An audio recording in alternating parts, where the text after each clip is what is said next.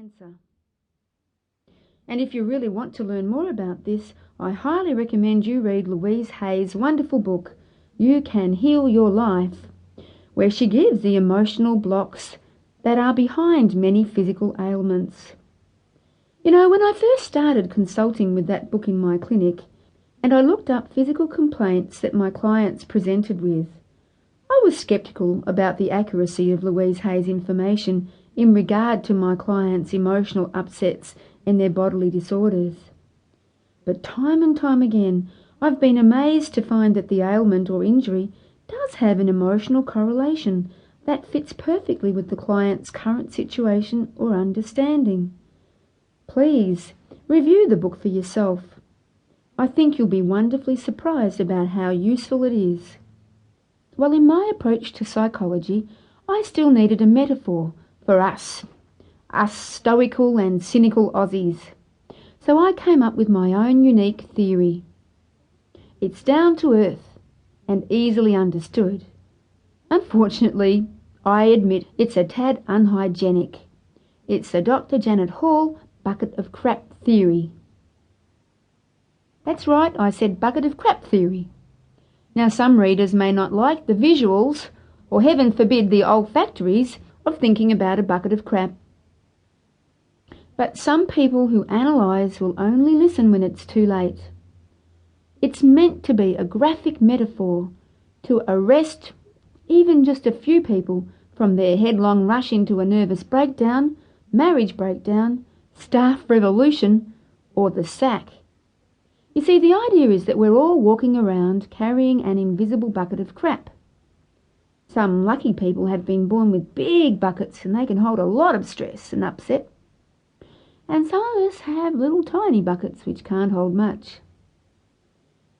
Now, there are two major upsets that we will all inevitably encounter that are a major source of bucket overflow. And these are, number one, grief or loss. That's grief or loss. And number two, invalidation. An example of grief or loss is, of course, if somebody very close to you dies. But you can also grieve about things that never came to be, things like your dreams, perhaps a dream around a career or around a relationship that you had great hopes for. Number two is about invalidation. Think about the word invalid, being out of use-by date or no longer of worth. You can be invalidated very easily, simply by perhaps offering some help to somebody and they reject it and knock it back. Maybe you've made a great effort to look your best and somebody else says, "My goodness, you look a dag today." Well, please know that either grief or invalidation are events that have the effect of a very large brick being dropped from a very great height into your bucket. Gravity and Archimedes' principle, which is all about displacement when an object goes into a vessel that's containing liquid.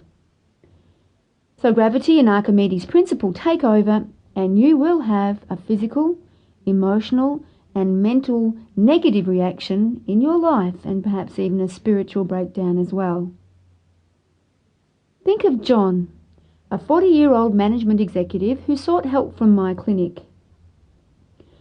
John was used to performing with competence and being in control, but lately he'd found himself snapping at his secretary and savagely attacking his staff for even the most minor mistakes. At home, isn't it funny how you always hurt the ones you love most? He was even more vicious, yelling and hitting the kids and finding constant fault with his wife. Even the dog cringed when he heard John's car door slam.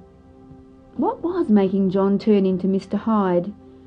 Different from his old, warm, democratic and positive Dr. Jekyll persona. Well, to put it bluntly, John's bucket of crap was full to the brim and had begun to overflow.